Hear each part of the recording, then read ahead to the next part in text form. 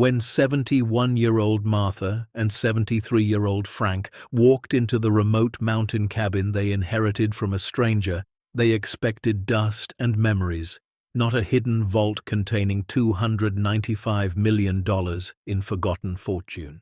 Before we dive into the story, make sure to smash subscribe, because tomorrow we have an extra special story for you that will blow your mind. The envelope arrived on a Tuesday morning, the kind of morning where nothing remarkable was supposed to happen.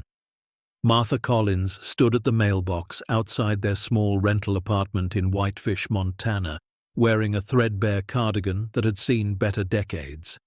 Her hands, swollen with arthritis, fumbled through the usual bills and grocery store flyers.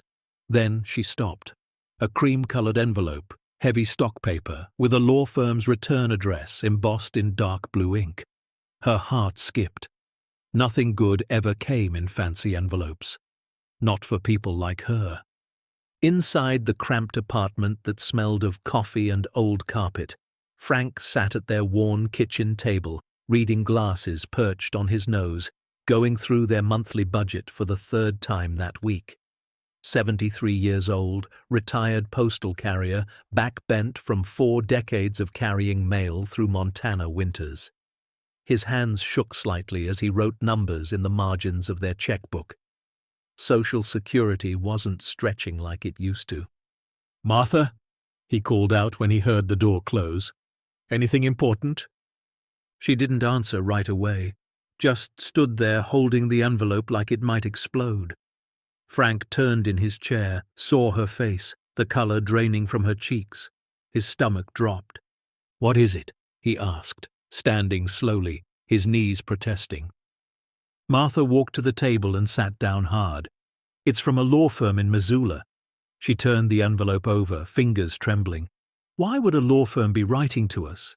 Frank reached for it, but Martha pulled it back.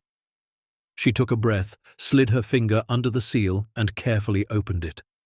Inside was a single sheet of letterhead and a smaller sealed envelope marked "Private and Confidential" for Martha Ann Collins. "Read it," Frank said quietly. Martha unfolded the letter. Her lips moved silently as her eyes scanned the words. Then she read aloud, her voice barely above a whisper. "Dear Mrs. Collins, it is our duty to inform you that your late uncle, Harold James Whitman, passed away on August 3rd of this year. As per his last will and testament, you have been named as the sole beneficiary of his estate, which includes a property located in the Bitterroot Mountains of Ravalli County.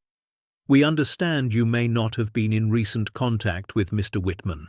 He lived reclusively for many years. However, he was quite specific in his wishes that you inherit the property. The estate includes 1 cabin structure, approximately 12 acres of forested land, and all contents therein. There are outstanding property taxes totaling approximately $4,200 that will need to be settled. Please contact our office at your earliest convenience to discuss the transfer of deed and estate settlement. Enclosed is a personal letter Mr. Whitman left for you." Martha stopped reading. Her hands were shaking so badly the paper rattled. "Uncle Harold," Frank said slowly. "I didn't even know you had an Uncle Harold." "I barely knew him," Martha whispered. "He was my grandmother's brother. I met him maybe twice when I was a little girl. He came to her funeral when I was 8, brought me a wooden horse he'd carved. Then he just disappeared. Mama said he went strange after the war, lived up in the mountains alone." Frank leaned back, processing. "And he left you property?" "Apparently." They sat in silence for a moment, the weight of it pressing down on them. Then Frank asked the question that had been sitting heavy in both their minds for months. "How much are we short for Emma's community college tuition?" Martha's throat tightened. $3,200, the deadline's next month. Their granddaughter Emma. 16 years old, bright as summer lightning, living with them since the accident. Since her parents, Martha and Frank's son David and his wife Claire, were killed by a drunk driver on Highway 93 3 years ago. Emma was their world now. Their reason for stretching every dollar, for eating less so she could eat more, for pretending the pain in their joints didn't keep them up at night, because they couldn't afford the good medications. What if we could sell it? Martha said quietly. The property. If it's 12 acres in the mountains, maybe someone would buy it. Pay off the taxes.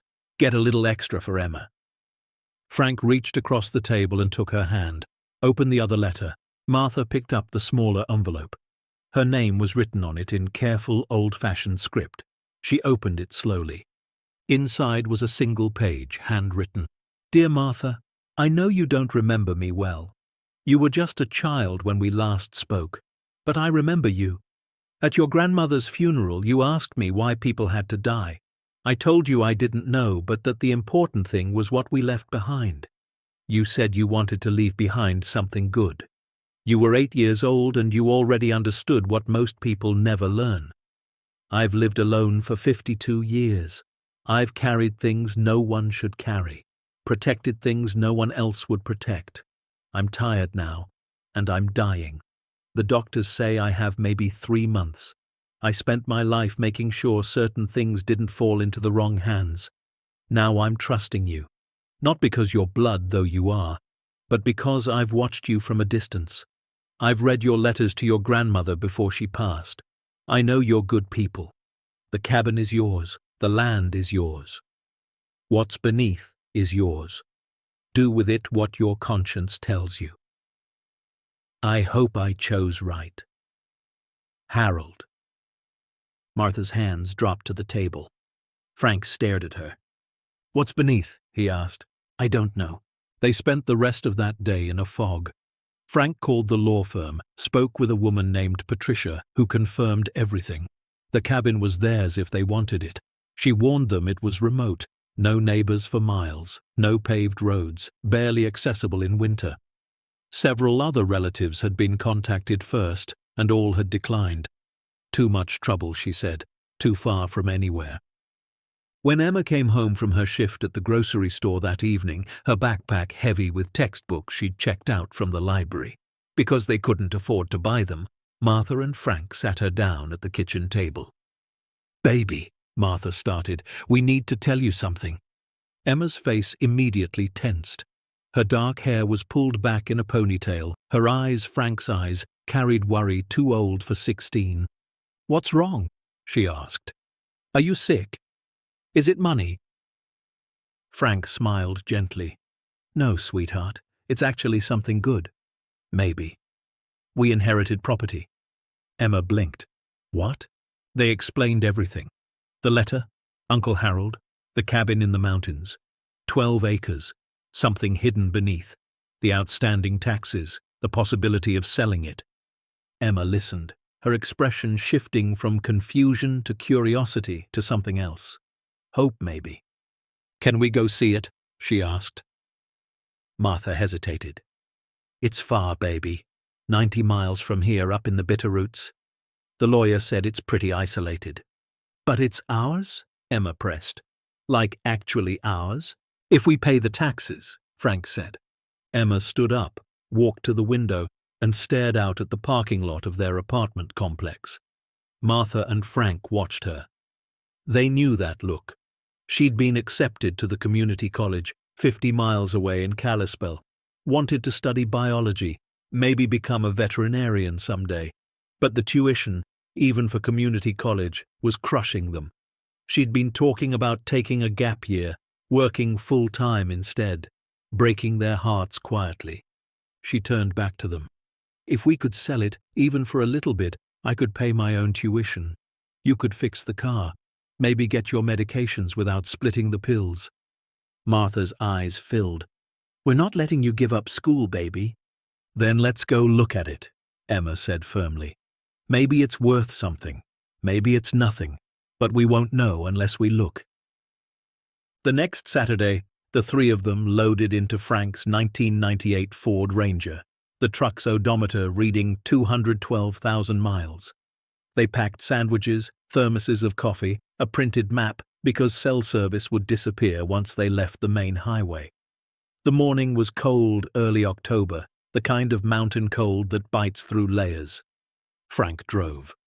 Martha sat in the middle of the bench seat. Emma pressed against the passenger window, watching the landscape change from small-town streets to winding two-lane highways to narrow dirt roads that climbed higher and higher into the mountains. Pine trees crowded the path, so thick in places the sky nearly disappeared. They got lost twice, backtracked once. The directions from the law firm were sparse. Turn at the old fire tower, follow the creek bed, look for the mailbox with no name.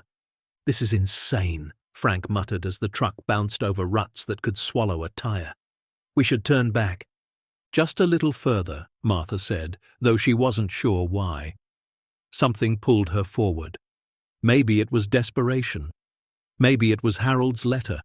Maybe it was the idea that someone had chosen her, specifically her, to receive something valuable. After nearly 4 hours of driving, they found it. A mailbox, rusted but solid, with no name. Just numbers painted in faded white, 1742. A narrow driveway, more like a path, wound upward through the trees. Frank shifted into low gear. The truck groaned but climbed. Around a bend, through a final curtain of pine branches, they saw it, the cabin. It sat in a small clearing, surrounded by forest on all sides. Built from dark wood, stone foundation, a metal roof that had weathered decades, maybe 30 feet by 20 feet. Small, compact, but sturdy. Smoke from the chimney caught in the wind. No, not smoke, just shadows playing tricks. The place had been empty for months. Frank parked the truck and killed the engine. The three of them sat in silence, staring. "It's bigger than I thought," Emma whispered.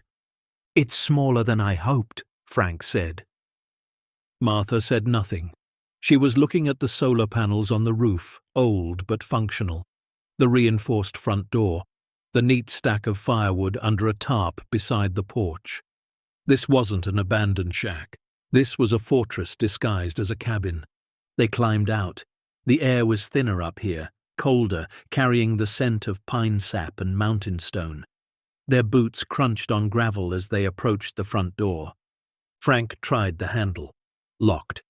He pulled out the key Patricia had mailed them. It was old brass, heavy, the kind of key that belonged in a Gothic novel. He slid it into the lock. It turned smoothly. Too smoothly for something supposedly untouched for months. The door swung open. Inside was darkness and stillness. Frank found a light switch. A single bulb overhead flickered on, powered by those solar panels. The cabin was one main room with 2 smaller rooms off to the sides. A stone fireplace dominated one wall. A kitchenette, small but organized, sat in the corner. A wooden table, 2 chairs, a rocking chair by the fireplace. Everything clean, no dust, no cobwebs, no signs of decay. "Someone's been here," Emma said quietly. "Recently." Frank walked to the fireplace. On the mantel were photographs in simple frames. A young man in a World War II uniform. The same man, older, standing in front of this very cabin. The same man, much older, grey-haired and stern-faced, holding a carved wooden horse. "That's the horse?" Martha breathed, stepping closer. "The one he gave me at the funeral. I still have it at home." She picked up another photograph. Harold standing beside a military jeep somewhere in Europe from the looks of the bombed buildings in the background. 2 other soldiers stood with him. On the back, someone had written, "Monuments Men, Germany, 1946. "What's Monuments Men?" Emma asked. Frank shook his head. "I don't know." They explored slowly, reverently. The 2 side rooms were small bedrooms, each with a single bed, military style, blankets folded precisely. One room had shelves lined with books, military history, art history, books in German and French. The other room had filing cabinets, locked. Martha found Harold's journal on a small desk beside the window. Leather-bound, pages yellowed. She opened it carefully. The entries were sporadic, some dated years apart. Most were brief. March 1963. Inspected the vault, all secure. October 1979. Replaced the climate control, no leaks. June 1998. Sometimes I wonder if anyone will understand, if anyone will do what's right. The vault, Frank said. He left you what's in a vault. They searched the cabin room by room, looked for trapdoors, hidden panels, secret latches. Emma tapped on walls. Frank pulled up the edges of the rug. Martha checked inside cabinets and behind furniture. Nothing. The sun was setting. Orange light poured through the windows. They were tired, frustrated, cold. Maybe there's nothing, Frank said. Maybe the old man was confused at the end. Martha didn't answer. She stood in the kitchen area, staring at the pantry door. It was the only door they hadn't opened. Something about it felt different. The wood was darker, the hinges were newer, sturdier. She walked over and opened it. Inside were shelves lined with canned goods, all expired by decades. Beans from 1972, soup from 1985. And behind those cans, the back wall of the pantry looked wrong, too dark, too uniform. "Emma, bring the flashlight," Martha called. Emma handed it over. Martha shone the light into the pantry behind the cans. The wall wasn't wood. It was steel, painted to look like wood. She reached in, feeling along the edges. Her fingers found a seam, then a latch, then a handle. "Frank," she said, her voice shaking, "help me move these shelves." It took 10 minutes to carefully remove the canned goods and pull the shelves away from the wall. Behind them was a steel door, heavy-duty, the kind you'd see on a bank vault. There was a complex lock, a wheel handle, and at the very center, a keyhole. "What in God's name?" Frank whispered. Emma was already searching the cabin. She checked drawers, looked under mattresses, rifled through Harold's clothes in the closet. Nothing. She came back to the main room, frustrated, and stopped. Her eyes landed on the wall above the fireplace. The photographs, and behind them, a larger frame. Harold's military portrait, his medals mounted beside it. She walked over, lifted the frame off its hooks, and turned it around. Taped to the back was a small envelope. Inside the envelope, another key. This one was different. Smaller, more intricate. Attached to it was a tag in Harold's handwriting. "For Martha, when you're ready." Emma held it up. Her hands were shaking. Martha took the key. It felt warm, like it had been waiting. She walked to the pantry, to the steel door. Frank and Emma stood behind her, barely breathing. She inserted the key. It fit perfectly. She turned it. Something inside the door clicked, then thunked, then hissed like air releasing from a seal. The wheel handle turned easily in her hands. The door swung open, heavy and slow. Beyond it, stone steps led down into darkness. Cold air rushed up, dry and preserved, carrying a scent of metal and something else, something old. Frank clicked on his flashlight. The beam cut through the black, revealing stairs. 1, 2, 3. They counted silently. 15 steps down. At the bottom, another door. This one already open. Martha descended first, her heart hammered against her ribs. Each step echoed in the silence. Frank followed, then Emma. At the bottom they stood on a stone floor. Frank swept his flashlight across the space. It was massive, not a root cellar, a vault. The walls were reinforced concrete. The ceiling was supported by steel beams. Climate control units hummed quietly in the corners, and stretching before them, illuminated now by a motion sensor light that flickered on, were rows of wooden crates. Military stencils marked each one. Dates, numbers, codes. Martha walked to the nearest crate. It was sealed, but not locked. She found a pry bar hanging on the wall, as if Harold had left it there intentionally. Her hands shook as she wedged it under the lid. The wood groaned. Nails squeaked. The lid came free.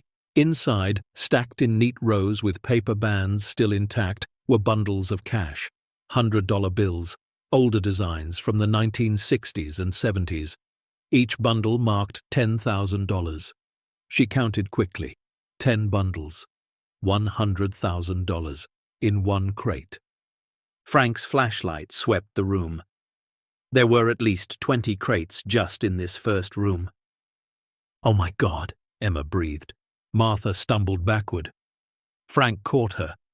They stood together, staring at what couldn't possibly be real, but was. Beyond the first room, they saw two more doorways. They moved forward like sleepwalkers. The second room was smaller. Inside were display cases, professional museum-quality cases, coins in protective holders, gold bars stamped with dates and locations, certificates in frames. Frank picked one up. It was a silver certificate from 1934. Another was a bond, German, from 1942. "This is World War II stuff," Frank whispered. Martha felt dizzy. They moved to the third room. This one was different. The temperature was even more controlled. Dehumidifiers ran quietly, and against the walls, wrapped in protective cloth and stored in flat archival boxes, were paintings. Emma carefully pulled back the cloth on one. Her breath caught. It was a portrait, oil on canvas, European style. A woman in a blue dress, eyes sad, hands folded. The frame was ornate, gold leaf. At the bottom, a small brass plaque, recovered, origin unknown, 1946. Martha opened another box. Inside was a landscape, a village scene, signed in the corner with a name she didn't recognize but which looked important. Another plaque, recovered from stolen collection, rightful owner deceased, 1947. There were dozens of them. Frank found a folder on a shelf near the door. Inside were papers, typed documents, handwritten notes, all in Harold's careful script, inventory lists, appraisal documents, historical records, and on top a single sheet that made Martha's hands go cold. Complete collection inventory, updated August 1998. Estimated total value, accounting for inflation and market changes, $295 million. Purpose: protection and preservation until rightful ownership can be determined or lawful distribution arranged. Custodian: Harold J. Whitman. $295 million, Frank read aloud, his voice barely working. Emma sat down hard on the stone floor. Her face was white. Martha couldn't move, couldn't think. The number was so big it didn't mean anything. It couldn't be real. People like them didn't find things like this. People like them clipped coupons and split pills and ate day-old bread. But here it was, real, solid, undeniable. Frank picked up another document. This one was different. A letter typed on old military letterhead, dated 1947. It was addressed to Captain Harold Whitman, Monuments, Fine Arts and Archives Program. Captain Whitman, your service in the recovery and protection of cultural property during and after the cessation of hostilities has been exemplary. However, we must inform you that due to administrative complications and the dissolution of several investigative units, a number of recovered items remain in limbo. Families of origin are deceased or cannot be located. Home nations are in chaos. We cannot, in good conscience, release these items to general bureaucratic channels where they may disappear or be sold improperly. You have requested permission to maintain custody of items under case numbers 42 through 98 pending further investigation. Your request is granted under the condition that all items remain secured and documented. This is unofficial approval, Captain. We trust your discretion. Martha looked around the vault, at the crates and cases and paintings.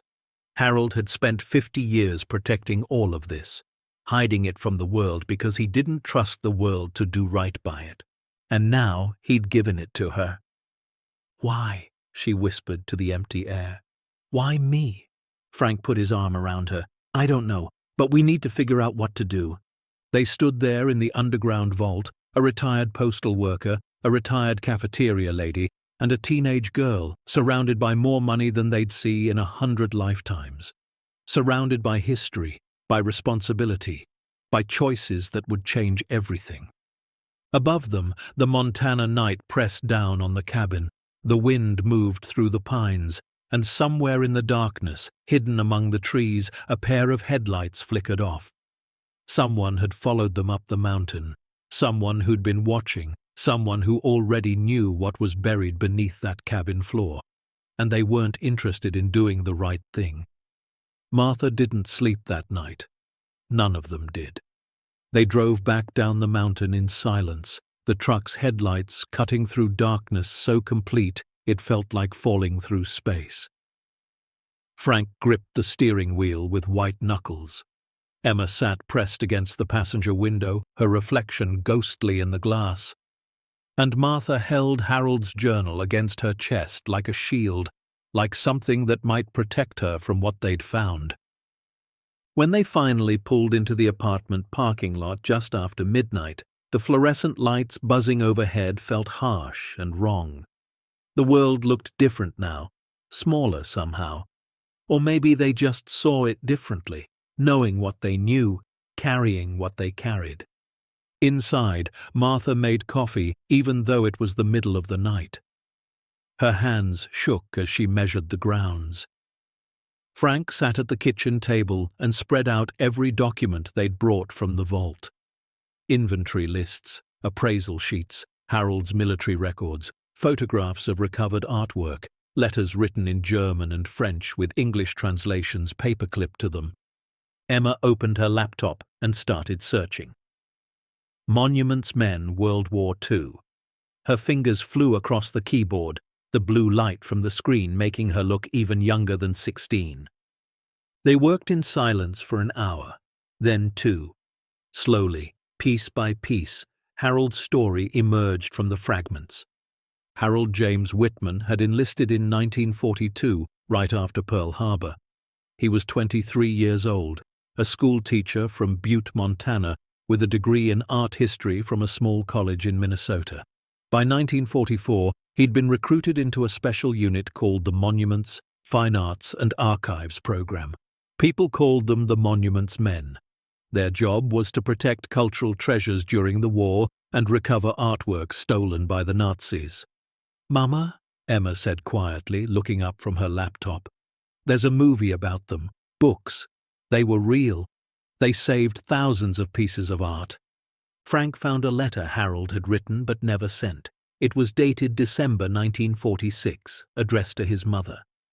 "Dear Ma, I can't tell you everything I've seen. The army wouldn't let me even if I wanted to. But I can tell you this. We found rooms full of paintings, stacked like firewood.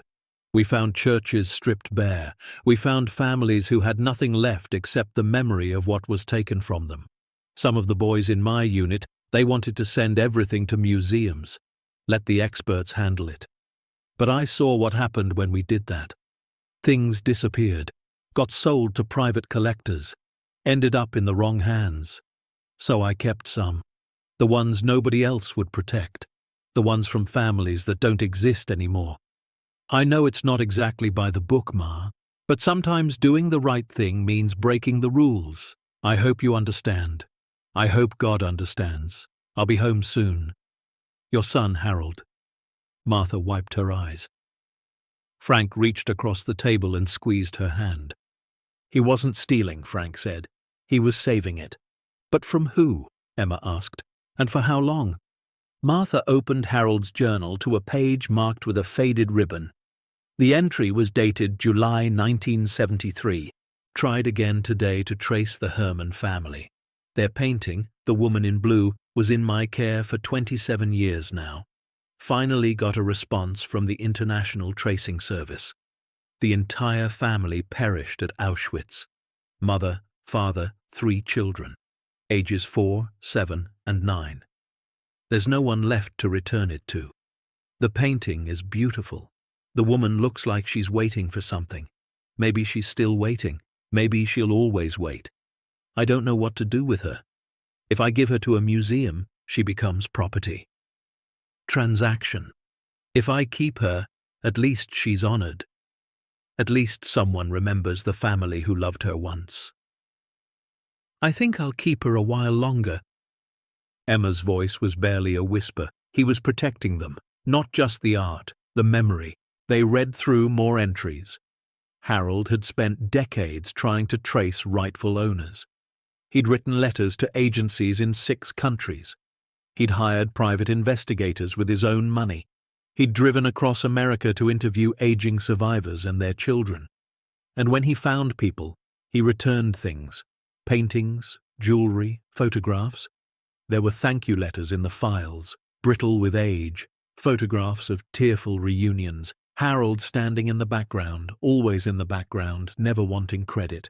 But for the items he couldn't trace, the ones from families completely destroyed, he'd kept them in the vault, protected, preserved, waiting. Martha found his final journal entry. Dated August 1st, 2 months ago, just 2 days before he died. I'm tired. The cancer is everywhere now. The doctor says weeks, not months. I've carried this for 52 years, tried my best, returned what I could, but there's still so much left. I need someone I can trust, someone who'll care more about doing right than getting rich. I watched Martha from a distance for years, read her letters to Anna before Anna died. She writes about her granddaughter, about keeping promises, about doing what's right even when it's hard. She doesn't know I've been watching, doesn't know I chose her. I hope I'm right about her. I hope she's strong enough for what I'm leaving behind. God help her. God help us all. The coffee pot beeped. Morning light was starting to show at the edges of the curtains. None of them had slept. They sat at the kitchen table, surrounded by evidence of a hidden war, a secret kept for half a century, a fortune that came with impossible choices. Frank spoke first. We need to be smart about this. If word gets out, we'll have every treasure hunter, every criminal, every lawyer in the state knocking on our door. We need to contact someone official, Martha said. The government, a museum, someone who can help us do this right. Emma pulled up a website on her laptop. The Holocaust Museum in Washington, D.C. has a whole department for recovering stolen art, and there's an international organization based in Germany that helps trace ownership of looted items. Martha nodded slowly. Okay, that's where we start. But Frank leaned back in his chair, his face troubled. Martha, sweetheart, do you understand what you're saying? That vault, according to Harold's papers, is worth $295 million. If we contact authorities, if we start the process of returning things, we might not see a penny. Martha met his eyes. Would that be so wrong? Frank's jaw tightened. We've been poor our whole lives. We eat store-brand cereal and use coupons for toilet paper. Emma's college fund has $312 in it. Our car has 200,000 miles. My back hurts every morning, and we can't afford the physical therapy the doctor recommended. You're telling me we're going to walk away from enough money to fix all of that? I'm saying it's not our money, Martha said quietly. Technically it is, Frank countered. Harold left it to you. Legal and clear. Money stolen from murdered families, Martha said, her voice harder now. Artwork taken from people who were killed in camps. That's not ours. That's not anyone's except the people it was stolen from. Who are all dead, Frank said. Martha, I'm not trying to be heartless. I'm trying to be realistic. Yes, Harold tried to find rightful owners. For 50 years he tried. The people are gone. The families are gone. What are we supposed to do? Put a painting worth $10 million in a museum so rich people can walk past it? Or use that money to make sure Emma doesn't spend her life like we did, scraping by? The room fell silent. Emma stared at her laptop screen. Martha felt something crack inside her chest. Frank, she said, and her voice broke. If we keep that money, if we sell those paintings, I won't be able to look at myself in the mirror. I won't be able to look at Emma. We'll be just like the people who stole it in the first place. That's not fair, Frank said. Isn't it? Martha asked. Taking something that belonged to murdered families because we need it. How's that different?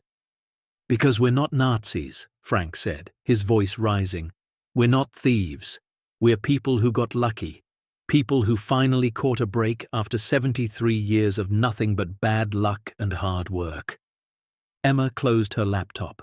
Both of them stopped and looked at her. Her eyes were red, but her voice was steady. Grandpa, she said, I want to go to college so bad it hurts. You know that. I've been dreaming about it since I was 10. And yeah, the money would be incredible. We could have everything we never had. But she paused, swallowed. I don't want it. Not like this.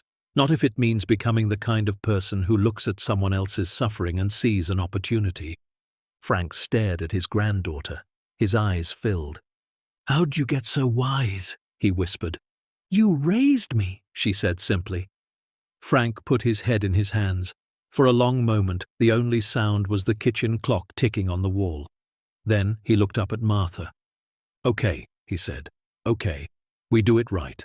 We find the families if there are any left. We return what we can. We contact the people who know about this stuff. And whatever happens, happens." Martha reached across the table and took both his hands in hers. "Thank you." "But," Frank added, his voice firm, "we're also protecting ourselves. No announcements, no press. We get good legal advice before we contact anyone, and we make damn sure nobody takes advantage of us." "Agreed," Martha said. They spent the next week researching. Emma became obsessed, staying up until 2 and 3 in the morning reading about art restitution, Holocaust survivors, international law. Martha contacted the lawyer in Missoula, Patricia, and asked careful questions about estate law and inherited property. Frank drove back up to the cabin 3 times, photographing everything, documenting serial numbers, copying information from the plaques and labels Harold had left. On the 8th day, Martha made the call. She'd found a name. Dr. Patricia Hayes, a curator at the Seattle Art Museum who specialized in World War II art recovery and restitution. Her credentials were impeccable. She'd helped return 17 major works to families in the last decade. She'd written books, testified before Congress, and according to every article Emma could find, she was honest. Martha dialed the number with shaking fingers. A secretary answered. Martha asked for Dr. Hayes. She was put on hold. Muzak played. Martha almost hung up. Then a woman's voice, professional but warm. "This is Patricia Hayes." Martha took a breath. "Dr. Hayes, my name is Martha Collins. I'm calling from Montana. I've recently inherited a property, and I've discovered what I believe is a collection of World War II-era recovered artwork. I need help." There was a pause. Then Dr. Hayes said carefully, "Can you tell me more about the collection?" Martha chose her words slowly. "My uncle was Harold Whitman. He served in the Monuments, Fine Arts, and Archives program during and after the war. He kept certain items in protective custody. He recently passed away and left everything to me. I believe the collection includes paintings, coins, currency, and gold, all documented, all catalogued. I want to do the right thing with it." Another pause. Longer this time. "Miss Collins," Patricia Hayes said, and her voice had changed, tighter now, focused. "Harold Whitman. Are you certain that's the name?" "Yes, ma'am." "I knew of him," Dr. Hayes said. "There were rumors in certain circles. A monuments man who went underground, kept things safe. Nobody knew where. Nobody knew if the stories were true." "How large is this collection?" Martha looked at Frank and Emma. "According to my uncle's records, approximately $295 million. The line went silent. Martha thought they'd been disconnected. Then Dr. Hayes spoke again, her voice barely controlled.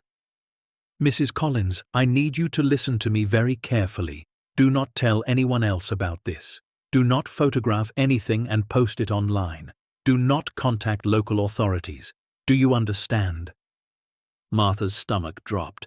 "Why not?" "Because," Dr. Hayes said, "if what you're describing is real, then you're sitting on the most significant private art recovery find in 70 years.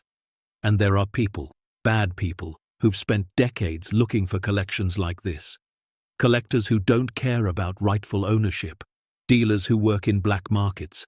If word gets out before we can secure and authenticate everything, you'll be in danger." "Danger," Martha repeated. She looked at Frank. His face had gone pale. "What happens next will turn this night upside down, reveal a truth nobody expected, and remind us why sometimes the quietest voices carry the most power. Stay tuned to see what happens next. If you're enjoying the story, please like, share, and subscribe for more." Dr. Hayes continued, "I need to see the collection, in person. Can you arrange that?" When? Martha asked. Tomorrow, Dr. Hayes said. I'll fly into Missoula tonight. This can't wait. They agreed to meet at a restaurant in town. Neutral ground, public, safe. Dr. Hayes said she'd bring one colleague, an expert in authentication. She asked Martha to bring documentation but no physical items from the collection.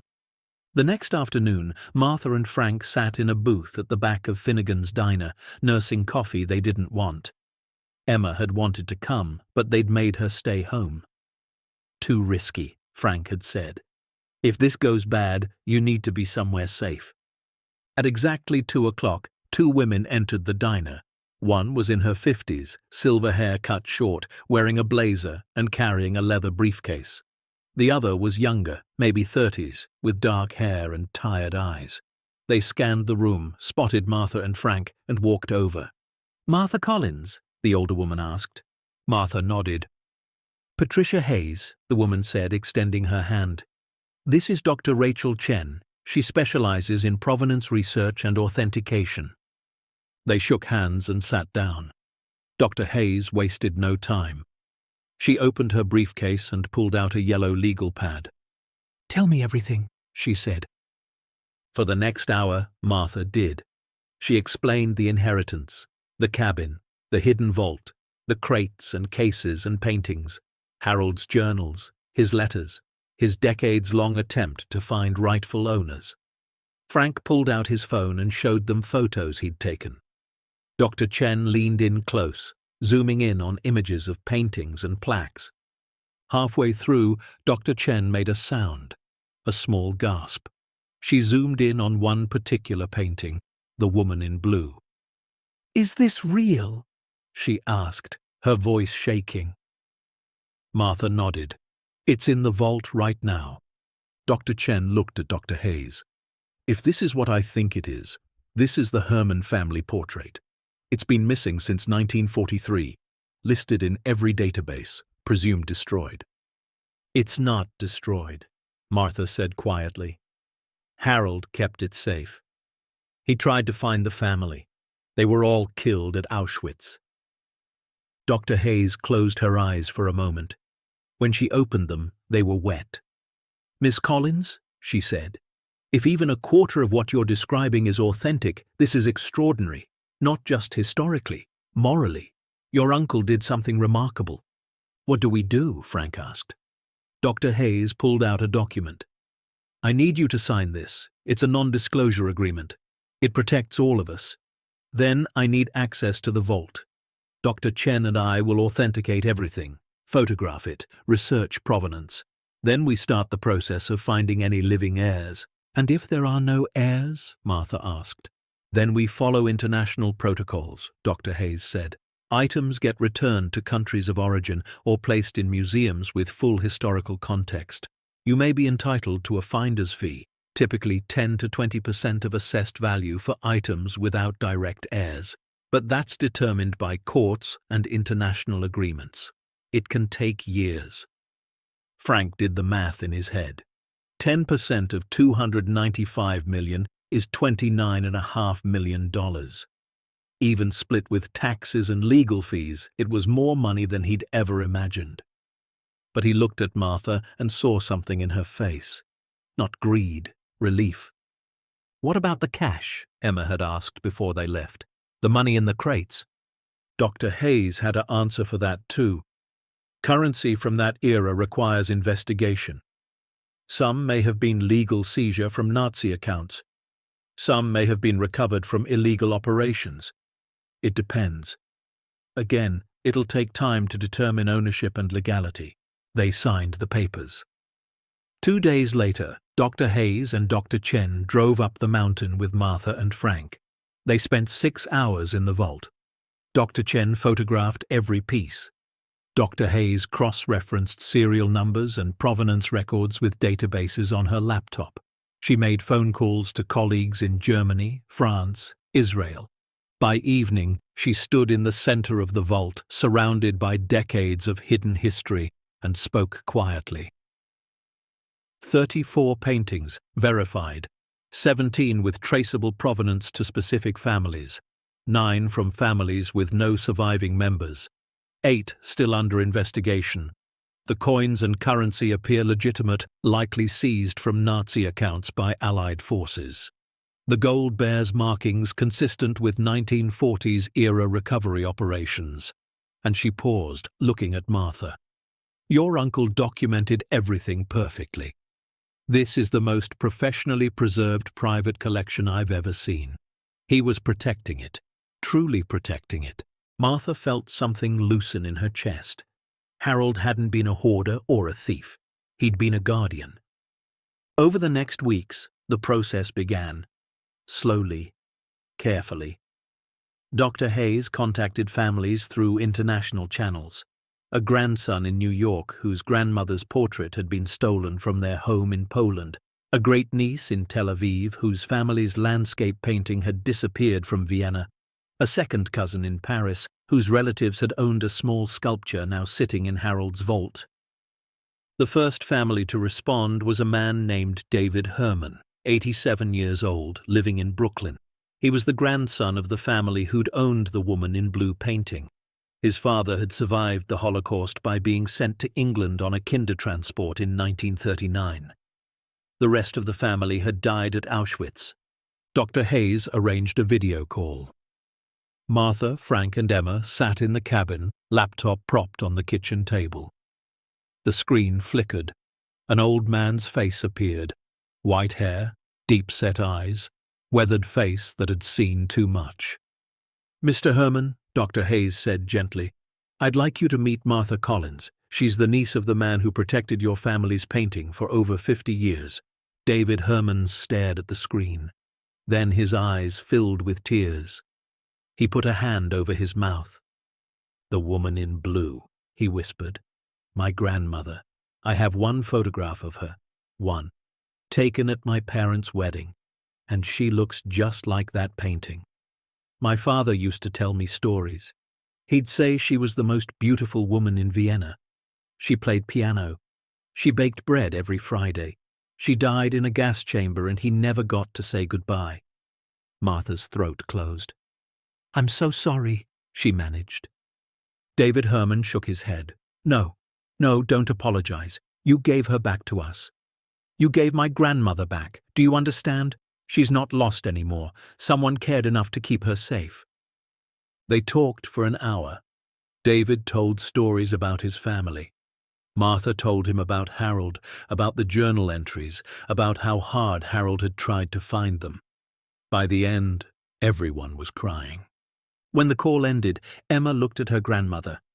That's why we're doing this, she said. Martha nodded. That's exactly why. But not everyone was happy about their decision. Word had started to leak despite the non-disclosure agreements. Small-town gossip travels fast.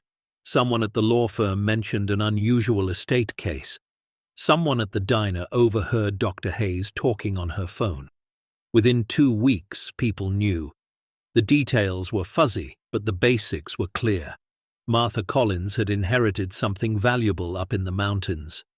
The first reporter showed up on a Wednesday. His name was Mason Garrett, worked for the regional paper. He knocked on their apartment door at 7 in the morning. Mrs. Collins, he said when Martha answered in her bathrobe, I'm hearing rumors about a significant discovery, World War II artifacts, possibly worth millions. Can you comment? No comment, Martha said and closed the door. He knocked again. Mrs. Collins, the public has a right to know. If there's historical significance. I said no comment, Martha called through the door. He left a business card wedged in the doorframe. Call me when you're ready to tell your story, he wrote on the back. That evening, a strange car appeared in the parking lot. Black sedan, tinted windows. It sat there for 3 hours, engine idling, nobody getting out. Frank called the sheriff. By the time the deputy arrived, the car was gone. Emma started noticing people following her. Twice after school, a man in a grey jacket stood across the street watching. When she walked toward him, he got in a truck and drove away. They installed a Ring camera on their apartment door, changed their phone numbers. Dr. Hayes hired a security consultant who advised them to vary their routines, not post anything on social media. Keep the cabin location private. But the pressure kept building. More reporters called. A lawyer from Chicago sent a letter offering to represent them in exchange for 30% of any finder's fees. A private collector somehow got Martha's email address and sent a message offering $50 million cash, no questions asked, for just 3 paintings of his choosing. Frank wanted to ignore it. Martha wanted to delete it. But Emma read it out loud at dinner one night. "Mrs. Collins," the email read, "I understand you've come into possession of certain items of interest. I'm a serious collector with serious resources. I'm prepared to offer you $50 million American currency, deposited in an offshore account of your choosing in exchange for 3 paintings. I won't specify which 3 publicly, but I think you know which ones I mean. The Hermann portrait, the French landscape, the Vienna cityscape. This is a one-time offer. Think about what you could do with $50 million. Think about your family. Think carefully. You have 1 week to respond. Sincerely, a friend." "That's not a friend," Frank said. "That's a threat." "We're not selling," Martha said firmly. "I know," Frank replied, "but someone out there thinks we might, and that makes us targets." The next day, they returned to the cabin to find the gate at the bottom of the driveway forced open. Tire tracks led up to the clearing. The front door of the cabin had been pried at, but not breached. The reinforced locks had held. Frank called the sheriff again. This time they sent an investigator. He took photos, dusted for prints, told them to install better security. "You folks need to understand," the investigator said. "Word's out about something valuable up here. You're 90 miles from nowhere. Response time if something happens is over an hour. You need cameras, alarms, maybe even private security." "We can't afford that," Martha said. The investigator looked uncomfortable. "Ma'am, with respect, if the rumors are true, you can afford whatever you need." "It's not our money yet," Martha said. "Might never be." The investigator left, shaking his head. That night, Martha sat at the cabin's kitchen table with Harold's journal open in front of her. She reread his entries, his doubts, his fears, his loneliness. He'd carried this burden alone for 52 years, hidden from the world, isolated, afraid. Now she understood why. Frank came and sat beside her. "Having second thoughts?" he asked gently. "Every hour," Martha admitted. "We could take that offer. 50 million. Disappear. Emma would be set for life. We'd never worry again. But we'd never sleep again either," Frank said. Martha looked at him. "When do you get so wise?" He smiled sadly. "When I watched you choose right over easy. Again." They sat in silence, holding hands, listening to the mountain wind outside. Somewhere in the darkness, somebody was watching. Somebody who wanted what they had. Somebody who didn't care about rightful owners or murdered families or doing the right thing. Somebody dangerous. And Martha Collins, 71 years old, arthritic hands and social security check, realized she'd stumbled into a war. Not with bullets and bombs like Harold's war, but a war nonetheless. A war between greed and conscience, between theft and justice, between the past and the future. She didn't know yet that within 48 hours that war would come right to her door, or that the choice she'd made to do the right thing would put everyone she loved in danger. The call came at 2 in the morning. Martha jolted awake, heart hammering. Beside her, Frank fumbled for his phone on the nightstand, knocking over a water glass. The screen's blue glow lit his face as he answered. "Hello?" His voice was rough with sleep, then sharp with alarm. "What? When?" Martha sat up, turned on the lamp. Frank was already swinging his legs out of bed, pulling on his jeans with one hand while pressing the phone to his ear with the other. "We'll be there in 20 minutes, he said, and hung up. "What happened?" Martha asked, fear climbing up her throat. That was the sheriff's office. The cabin. Someone triggered the motion sensors. They drove through darkness so complete it felt like the world had ended at the edge of their headlights. Frank pushed the old truck harder than he should have, the engine whining in protest. Martha called Emma, told her to lock the doors and not open them for anyone. Emma's voice had been small and scared on the other end. "Be careful, Mama," she'd whispered. 2 sheriff's vehicles were already parked at the base of the cabin's driveway when they arrived, light bars painting the pine trees red and blue. Deputy Williams stood beside his cruiser, flashlight in hand, radio crackling at his hip. "Mr. and Mrs. Collins," he said as they climbed out, "we've secured the perimeter. Whoever was here is gone now." "Was?" Frank asked. "You mean they got inside?" The deputy's jaw tightened. "Yes, sir. I'm sorry." They walked up the driveway together. At the clearing, Martha stopped cold. The cabin's front door hung open, one hinge torn completely free.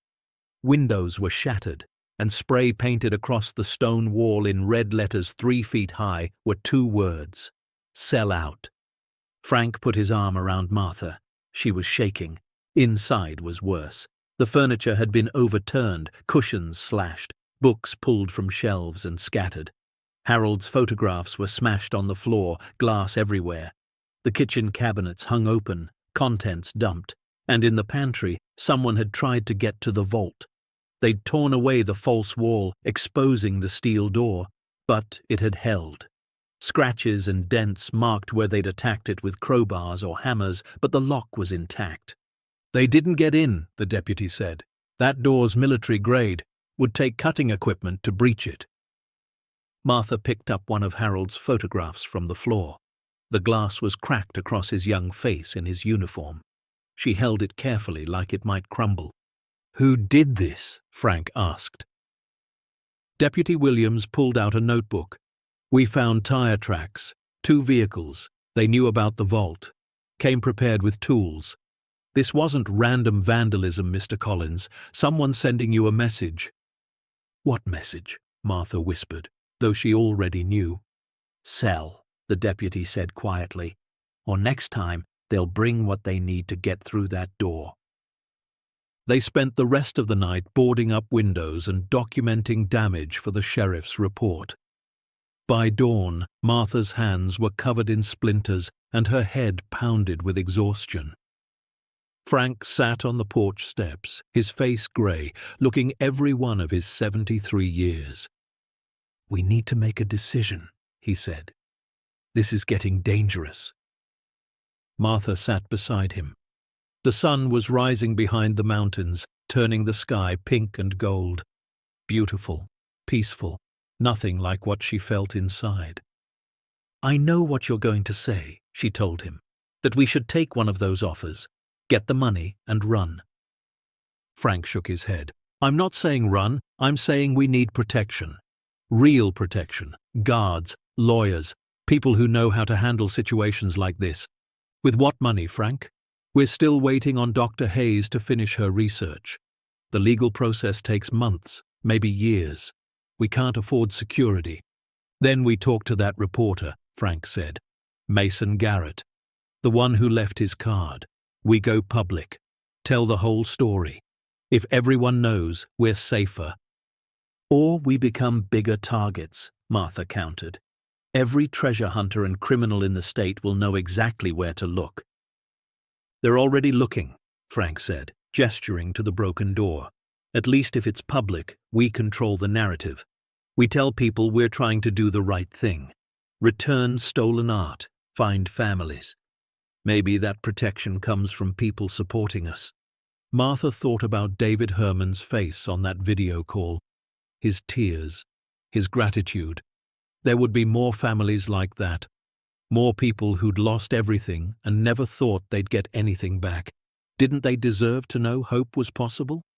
"Okay," she said finally. "We talk to the reporter, but on our terms. We tell the truth. All of it." Mason Garrett arrived that afternoon with a tape recorder and notebook. He was younger than Martha expected, maybe 35, with wire-rimmed glasses and a genuine face. They sat at the cabin's kitchen table, now righted but still showing damage from the break-in. I appreciate you talking to me, Mason said. I know you've been through hell. Martha folded her hands on the table. We're talking to you because we need people to understand what we're trying to do here. This isn't about getting rich. This is about doing right by families who had everything stolen from them. She told him everything. Harold's story, the vault, the paintings and coins and documentation, the months of research Dr. Hayes had been conducting, the families they'd already contacted, the offers from collectors, the threats, the break-in. Mason listened, occasionally asking questions, his pen moving across the page in quick scratches. When Martha finished, he sat back and let out a long breath. This is incredible, he said. Do you understand how big this story is? It's not a story, Frank said firmly. It's people's lives. Mason nodded. I know. I mean no disrespect. But Mrs. Collins, when this gets out, and it will get out now, your lives are going to change. There'll be attention, scrutiny, people questioning your motives. Let them question, Martha said. We know why we're doing this. The article ran 3 days later on the front page of the regional paper. The headline read, Montana woman discovers $295 million World War II art collection, chooses conscience over fortune. Mason had written it beautifully. He'd captured Harold's story, Martha's determination, the ethical complexity. He'd interviewed Dr. Hayes, who praised Martha's integrity. He'd even tracked down David Herman, who spoke about the return of his family's portrait. By noon, the story had been picked up by the Associated Press. By evening, it was national news. By the next morning, it was international. Martha's phone rang constantly. News producers wanting interviews, documentary filmmakers pitching projects, lawyers offering services, more collectors making offers. The Montana governor's office called to commend her. A senator from New York invited her to speak at a Holocaust remembrance event. But with the attention came something else, something darker. A black Escalade pulled up to their apartment at 6 in the morning. 3 men got out. 2 stayed by the vehicle. 1 walked to Martha's door and knocked. Firm, insistent. Frank answered, chain lock still engaged. Yes? The man smiled. Professional. Cold. My name is Cole Brennan. I represent a client who's very interested in the collection you've inherited. May I come in? No, Frank said. Whatever you're selling, we're not buying.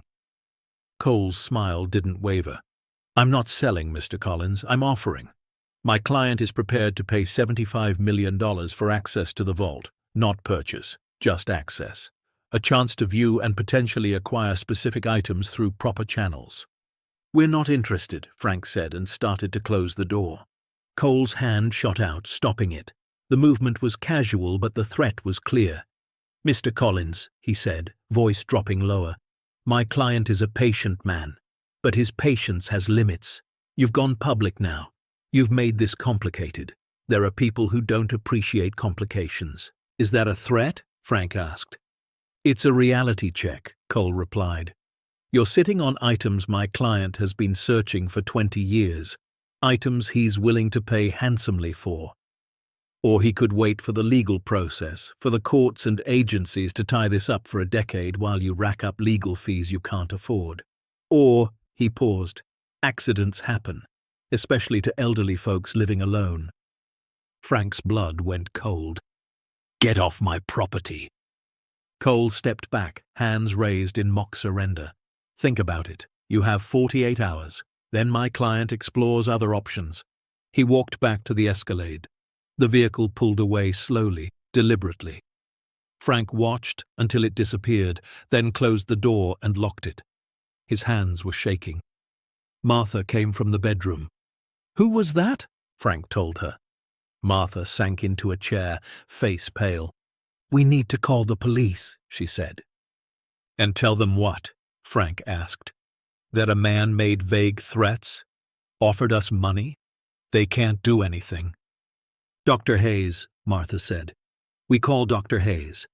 Patricia Hayes arrived from Seattle the next day with her colleague Dr. Chen and 2 other people, a lawyer named Michael Reeves, who specialized in art restitution, and a security consultant named Sarah Cohn, former FBI, who assessed threats for museums and collectors. They sat in Martha and Frank's small living room, Emma perched on the arm of the couch, listening. "This man Cole," Sarah said, pulling up something on her tablet. "Cole Brennan. He's a known intermediary for high-end collectors, works in grey areas. Not quite illegal, but definitely unethical. The client he represents is almost certainly Richard Voss." "Who's Richard Voss?" Emma asked. Sarah turned her tablet around, showing a photograph of a man in his 60s, silver hair, expensive suit, cold eyes. "Billionaire. Tech money initially, but he's been building a private art collection for 30 years. He's been investigated multiple times for purchasing stolen goods. Never charged. He's too careful. Uses people like Cole to keep his hands clean." "What does he want?" Martha asked. 3 specific paintings, Dr. Hayes said quietly. The Hermann portrait, the French landscape attributed to a minor impressionist, and a Vienna cityscape that may be a lost Renoir. Together, those 3 pieces could be worth over $100 million. For a collector like Voss, they're not about money. They're about possession, owning something no one else can have. "We're not selling to him," Martha said firmly. "I know," Dr. Hayes replied, "but he doesn't take no for an answer easily." Michael Reeves, the lawyer, leaned forward. "Here's what we do. We accelerate the legal process. I've been coordinating with Dr. Hayes, and we have solid provenance on 17 of the paintings. We can begin formal restitution proceedings immediately. We also file for legal protection of the collection as culturally significant artifacts. That limits who can access them and under what circumstances." "And the security?" Frank asked. Sarah had a plan for that. "We hire a firm, rotate guards at the cabin, install proper alarms and cameras. You don't go anywhere alone. We make you hard targets." "How much does all this cost?" Frank asked. Michael smiled slightly. "We work on contingency. When items are returned, finder's fees go through us. We take our percentage then. Dr. Hayes and Dr. Chen are doing this for the historical significance. Sarah's firm has a foundation that supports protection of recovered cultural artifacts. We can cover costs." Martha felt tears building. "Why?" she asked. "Why are you all helping us?" Dr. Hayes reached across and took Martha's hand. "Because what you're doing matters. Because your uncle spent 50 years protecting these pieces. Because there are families out there who deserve closure. And because," she paused, "someone needs to stand up to people like Voss." Over the next 2 weeks, things moved quickly. Security was installed. Guards were posted. Michael began filing legal paperwork. Dr. Hayes contacted more families. 4 additional heirs were found, including a woman in Toronto whose family's silver menorah was in the vault, and a man in London whose grandfather's pocket watch had been stolen from their home in Amsterdam in 1943. Each reunion, whether in person or over video call, broke Martha's heart and healed it simultaneously. There was Rosa Weinberg, 89 years old, who wept when she saw her mother's portrait. There was Jacques Moreau, whose family's landscape had hung in their chateau until Nazi officers seized it. There was the Israeli delegation that came to authenticate a painting from a synagogue in Warsaw, destroyed in 1943, its art presumed lost forever. Emma documented everything, photographed the reunions with permission, wrote down stories the families shared. She was creating an archive, a record of what restitution actually meant beyond legal paperwork and dollar amounts. But the threats continued. More messages, more cars following them. Someone threw a brick through their apartment window with a note attached, "Time's running out." The IRS showed up, asking about estate taxes and the valuation of inherited property. Martha spent 6 hours with agents, showing documentation, explaining the legal complexity. They left saying they'd be in touch. International agencies arrived. Representatives from Germany, France, Poland, Israel, all wanting to assess the collection, verify claims, negotiate terms for items that might belong to their countries. The State Department got involved. A special attaché flew in from Washington, D.C., with questions about international cultural property laws and whether the collection represented illegal seizure of foreign assets. Martha felt buried under paperwork, phone calls, meetings, legal jargon she didn't understand. Frank developed an ulcer from stress. Emma started having nightmares about men breaking into the cabin, and through it all, Cole Brennan kept appearing. At the grocery store, standing at the end of the aisle, watching. Outside Emma's school, leaning against his Escalade. At the cabin entrance, vehicle idling, making sure they knew he was there. Michael filed for a restraining order. It was denied. Insufficient evidence of direct threat. Then one morning, Martha found an envelope tucked under her windshield wiper. No postage, no address, just her name written in elegant script. Inside was a single photograph. It showed Emma walking to school, unaware of the camera. On the back, written in the same elegant script, "Beautiful granddaughter. Would be a shame if something happened to her." Martha's knees buckled. Frank caught her. She couldn't breathe, couldn't think, just held the photograph and felt terror unlike anything she'd known. "That's it," Frank said, voice shaking with rage. "We're going to the FBI." Sarah Cohn made the call. Within 4 hours, 2 federal agents were sitting in Martha's living room. Agent Lisa Torres and Agent James Milbrook, both from the art crime team. Martha showed them everything. The emails, the threats, the photograph of Emma. Cole Brennan's visits, the break-in at the cabin, the spray-painted message. Agent Torres examined the photograph carefully. "This crosses a line," she said, "threatening a minor. We can bring him in for questioning." "Will it stick?" Frank asked. "Probably not without more evidence," Agent Milbrook admitted. "But it'll send a message that we're watching." "What about Voss?" Martha asked. Agent Torres exchanged a glance with her partner. "Richard Voss is, let's say, a person of interest in multiple ongoing investigations, but he's careful, insulates himself. People like Cole Brennan give him plausible deniability, so we're just supposed to wait until he hurts someone." Frank's voice rose. "No," Agent Torres said firmly. "You're supposed to let us do our jobs. We'll increase patrols around your home and the cabin. We'll bring Brennan in. We'll start building a case. But you need to be smart. Don't go anywhere alone. Install panic buttons. Keep your doors locked." They left after 2 hours.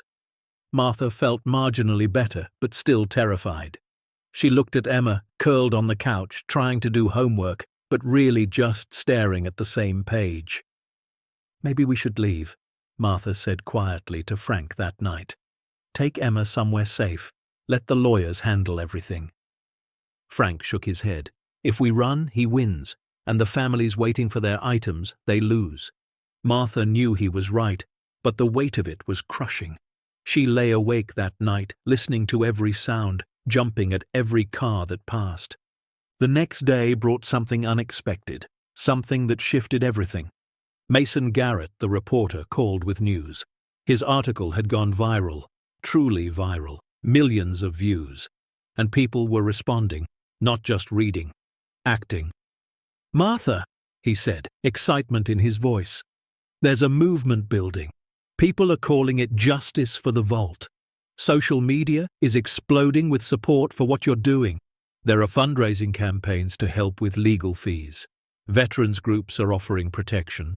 Holocaust education organizations are holding vigils." Martha felt something shift in her chest. "People care?" she asked. "People are inspired," Mason corrected. "You're showing them what integrity looks like, what standing up to bullies looks like. You're not doing this for profit. You're doing it because it's right." And that resonates. Over the next few days, the support poured in. Letters arrived at their apartment, hundreds of them. People sharing their own stories of loss, of families destroyed, of justice delayed. Some sent small donations, $20, $50, whatever they could spare. A World War II veterans organization offered to post volunteers at the cabin, former military members who would stand watch. A synagogue in New York organized a prayer service in honor of Harold Whitman, and the families whose items were being returned. A high school in California created a curriculum around the story, teaching students about the Holocaust, art theft, and ethical decision-making. Emma read the letters aloud at dinner one night, tears streaming down her face. "Listen to this one," she said. "Dear Martha, I never met my grandmother. She died at Treblinka, but your courage gives me hope that the world hasn't forgotten her. Thank you for remembering." Martha covered her mouth with her hand. Frank reached over and held her. "See," Frank said quietly, "you're not alone in this. We're not alone." But Richard Voss wasn't impressed by social movements or viral campaigns. 2 days later, Cole Brennan returned. This time he didn't come to the apartment. He came to the cabin, walked right past the security guard at the gate, and knocked on the door. Martha was there with Dr. Hayes, cataloguing items for an upcoming court hearing. The guard radioed ahead, but Cole was already on the porch by the time they reacted. Frank opened the door, shotgun in hand. He'd started carrying it after the photograph of Emma. "You need to leave," Frank said. Cole didn't flinch. He held up his hands, calm, controlled. "I just need 5 minutes. A conversation. Then I'll go." "You've got 2 minutes," Frank said. "Talk from there." Cole nodded. "My client has revised his offer. $100 million. Cash. Transferred today.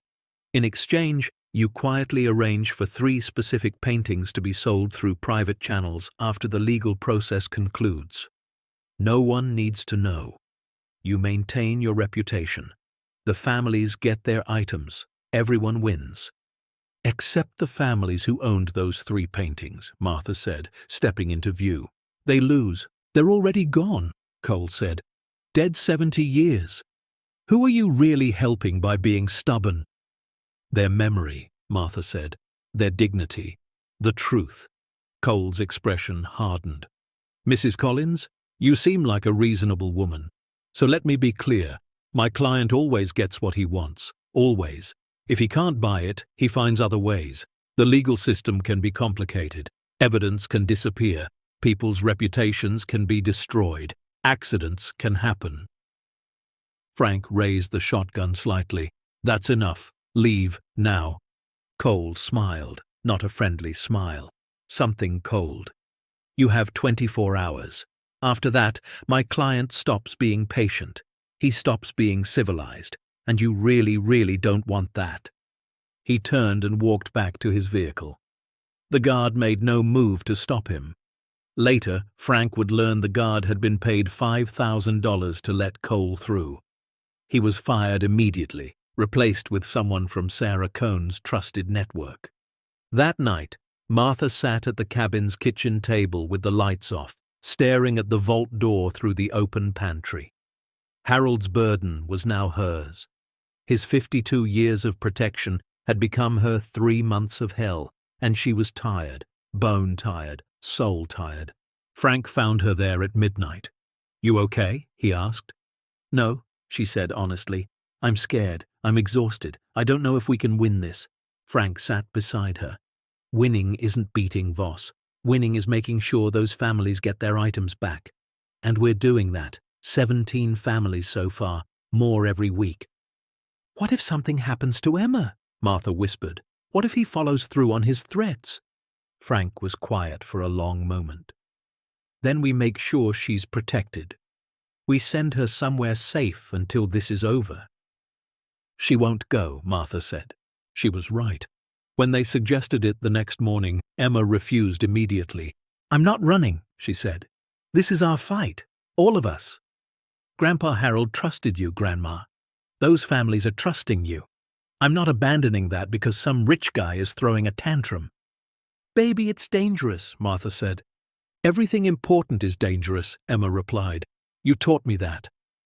Martha looked at her granddaughter, so young but so fierce, and felt pride and terror in equal measure. "When'd you get so brave?" she asked. "I learned from the bravest person I know," Emma said, hugging her grandmother. 24 hours came and went. No response from Martha. No deal, no compromise. Just silence and resolve. Voss's next move came at dawn. 3 black SUVs appeared at the cabin. Not Cole Brennan this time. 6 men, private security contractors by the look of them. They walked right up to the door and demanded access to the vault. The guards called the sheriff, the FBI, everyone they could, but the men didn't leave, just stood there, waiting, making their presence known. Agent Torres arrived with backup. The standoff lasted 2 hours. Finally, one of Voss's men handed over a legal document. A lawsuit. Richard Voss versus the estate of Harold Whitman, claiming he had a legal right to purchase items from the collection based on a contract allegedly signed by Harold in 1998. It was fake, obviously fake, but it would tie everything up in court for months, maybe years. Michael Reeves reviewed it and shook his head. This is harassment, pure and simple. We'll get it dismissed. But it'll take time. How much time? Martha asked. 6 months, Michael said. Maybe longer. Martha felt something inside her crack. 6 months of this. 6 months of threats and fear and legal battles. 6 months of families waiting, of hope deferred, of Voss slowly tightening his grip. That night, Voss himself called Martha's phone. She didn't know how he got the number, but there he was. Smooth voice, educated accent, pure menace wrapped in civility. "Mrs. Collins," he said, "I thought we should speak directly, adult to adult. I admire your principles, I truly do, but principles don't protect granddaughters. They don't pay legal bills. They don't make problems disappear. I'm offering you one final opportunity. Give me 3 paintings of my choosing. You keep everything else. Finder's fees, recognition, praise, all of it. Just 3 paintings. No one even needs to know." "Those paintings belong to families," Martha said, voice shaking. "Those families are dead," Voss replied. "Bones in the ground. You're choosing dust over your granddaughter's future. That's not noble, Mrs. Collins. That's foolish. And stealing from murdered families," Martha said, finding her strength. "That's not business. That's evil." Voss laughed. Soft. Cold. "You have no idea what evil looks like. But you will. Soon." The line went dead. Martha stood in her kitchen, phone in her trembling hand, and realized this was the moment where she either surrendered or fought with everything she had. The moment where doing right stopped being inspiring and started being survival. She looked at Frank and Emma, both watching her with frightened eyes. And she made her choice. They'd come this far. Those families deserved better than to lose again. Harold deserved better than to have his life's work sold to a monster. And she, Martha Collins, 71-year-old cafeteria lady, deserved better than to spend her last years knowing she'd given in to fear. She called Michael Reeves, then Dr. Hayes, then Agent Torres, and she told them all the same thing. We fight. Whatever it takes, we fight. The FBI moved faster than Martha expected. Agent Torres explained that they'd been building a case against Richard Voss for years, but he'd always stayed just beyond reach, insulated by lawyers and intermediaries. But the phone call he'd made directly to Martha, the recorded threats, the fraudulent lawsuit, the harassment of a minor, it was enough. Not to convict him, not yet, but enough to obtain warrants. At 6 in the morning, 2 days after Voss's call, federal agents raided his estate in Scottsdale, Arizona. Simultaneously, they arrested Cole Brennan in his hotel room in Missoula. The charges were extensive: interstate threats, attempted extortion, conspiracy to traffic in stolen cultural property, intimidation of witnesses, and a dozen other counts that Michael Reeves read aloud to Martha over the phone. "He's not getting out on bail," Michael said. "The judge denied it an hour ago. Voss has too many resources, too much flight risk. He's sitting in a federal detention center right now." Martha sat down hard at her kitchen table. "Is it over?" she asked. "The immediate danger is," Michael replied. "But the legal process is just beginning.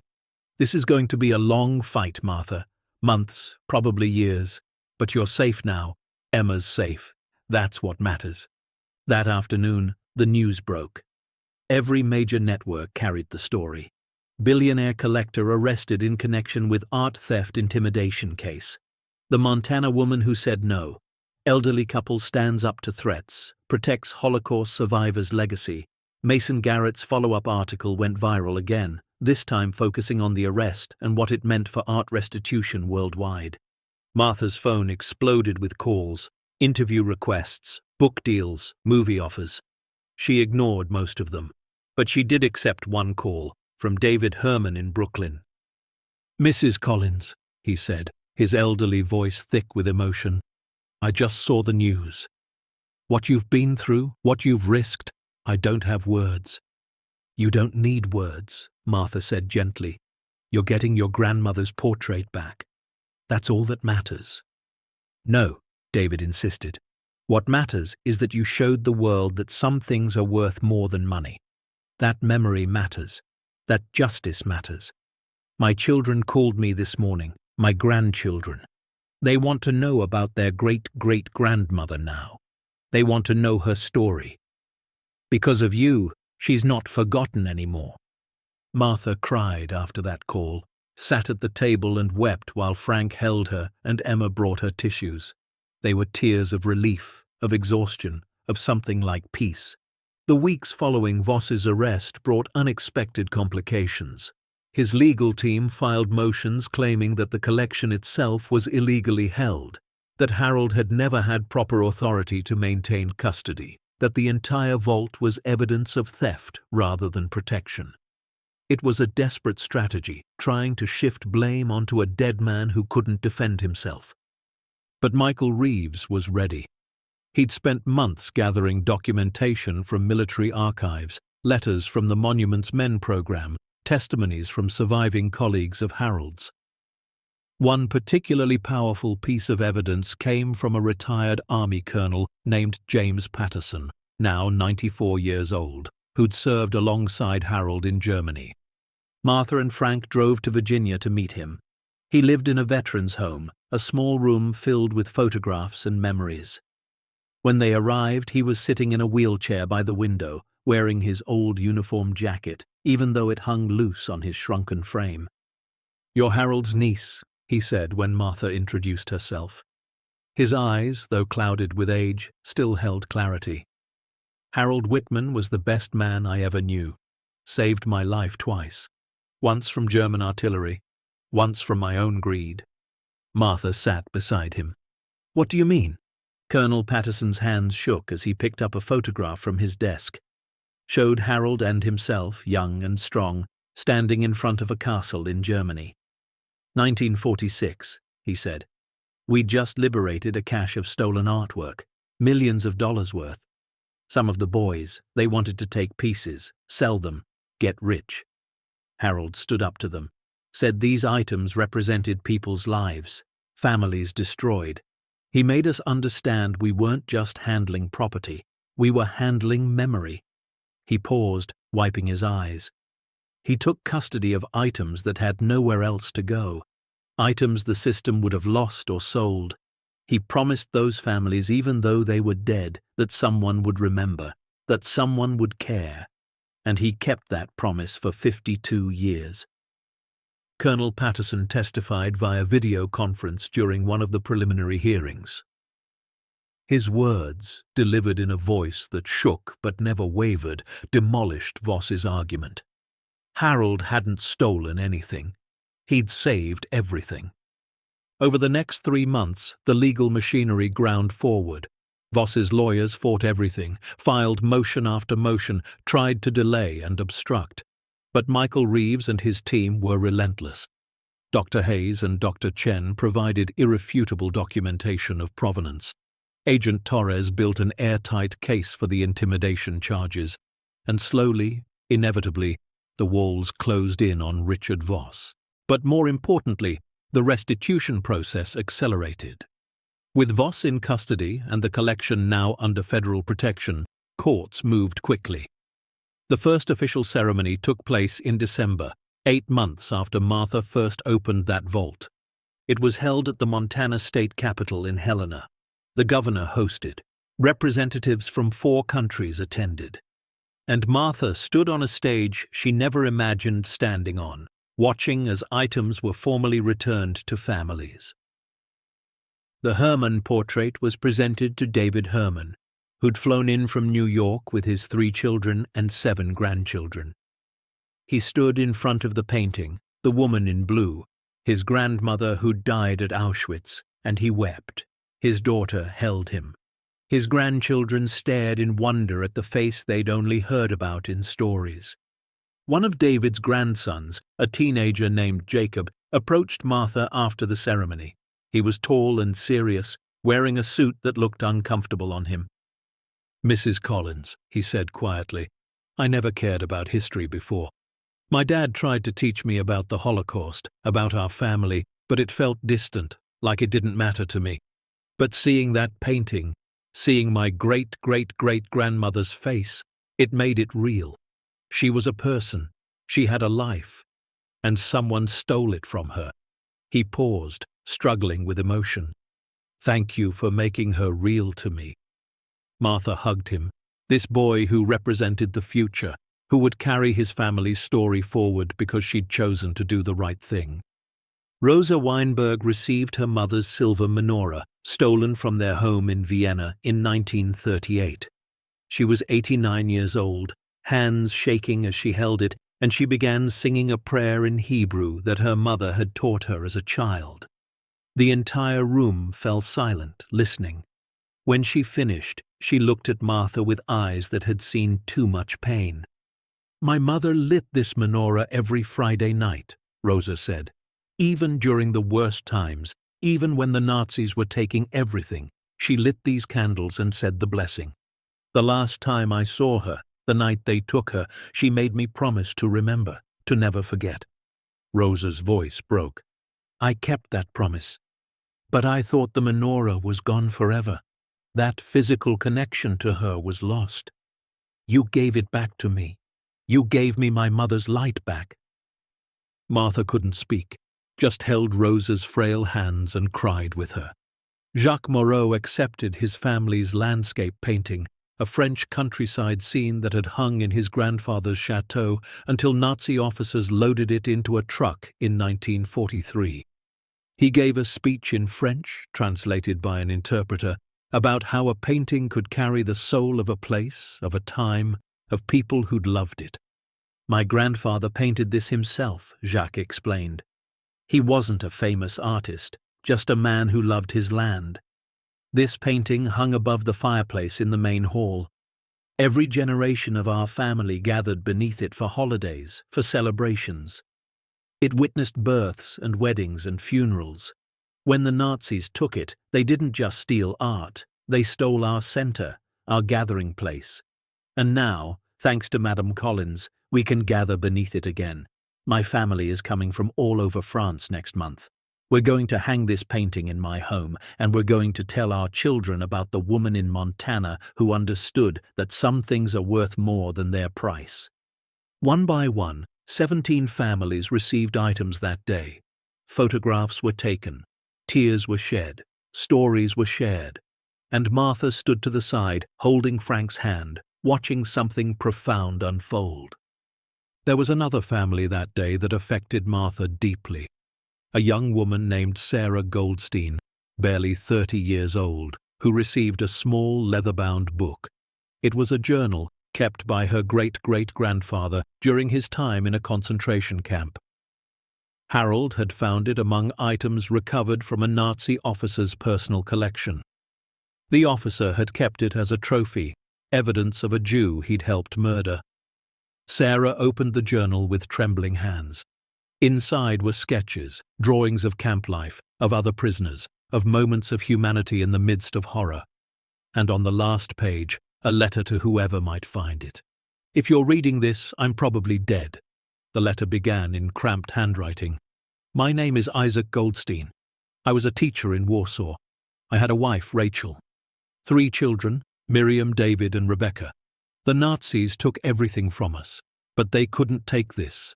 My drawings, my memory, my hope that someday someone would know we existed, that we mattered, that we loved and dreamed and tried to live with dignity even here. If any of my family survived, please find them. Tell them I never stopped thinking about them. Tell them I drew their faces every night before I slept. Tell them I loved them. Always." Sarah clutched the journal to her chest. Her great-great-grandfather Isaac had died in the camp. But his daughter Rebecca, Sarah's great-grandmother, had survived, had emigrated to America, had built a life, and had spent 70 years wondering about her father, having no grave to visit, no possessions to remember him by, nothing but fading memories from her childhood. "She died 2 years ago," Sarah said through tears. "My great-grandma Rebecca. She used to tell me about her father, how he drew pictures, how he made her laugh even when everything was terrible. She never got closure, never got to say goodbye, but I can take this to her grave. I can tell her that he thought about her until the end, that he loved her, that someone cared enough to bring his words home." Martha approached Sarah after the ceremony. They stood together in a quiet corner while people milled around, celebrating and mourning simultaneously. "Your great-great-grandfather's journal," Martha said softly. "That was one of the first items I found in the vault. I read it. I saw his drawings. And I knew, absolutely knew, that this had to find its way back to his family." Sarah looked at her. "How did you do this? How did you stand up to all that pressure, all those threats?" Martha thought about how to answer. Finally, she said, "I thought about people like your great-great-grandfather, Isaac. He faced death every day and still found the courage to draw, to hope, to believe his story mattered. If he could do that in a concentration camp, how could I not have the courage to do the right thing from the safety of Montana? This," she thought, "is why Harold protected them. This right here." After the ceremony, a reporter approached her. "Mrs. Collins, what does this moment mean to you?" Martha thought carefully before answering. "It means that doing the right thing, even when it's terrifying, even when it costs you everything, that's still possible. It means that ordinary people can stand up to extraordinary evil, and it means that memory is sacred. These families, they lost so much, but they haven't lost everything, because someone cared enough to protect what remained," the reporter pressed. "There are rumors you'll receive substantial finder's fees for the items returned. Some estimates put it at over $20 million. What will you do with that money?" Martha smiled.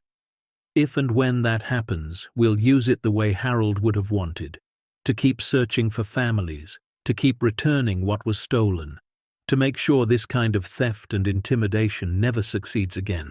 But that wasn't entirely true, because Martha had plans, specific plans that she'd been forming for months. Plans that would honor Harold's legacy while also securing her family's future and helping others in the process. 3 weeks later, with Michael Reeves's help, Martha established the Harold Whitman Legacy Foundation. Its mission was threefold: continue researching and returning looted World War II cultural property, provide education about the Holocaust and art theft, and offer support to families going through restitution processes. The foundation was funded initially by donations from the viral social media campaigns, which had raised over $300,000. But Martha knew that when the finder's fees came through, and they would eventually, the foundation would have real resources. Emma took a gap year before college to work for the foundation. She became the youngest employee, helping manage social media, coordinate with families, and document the ongoing returns. She discovered she had a gift for it, for listening to people's stories, for making connections, for keeping the human element at the center of the work.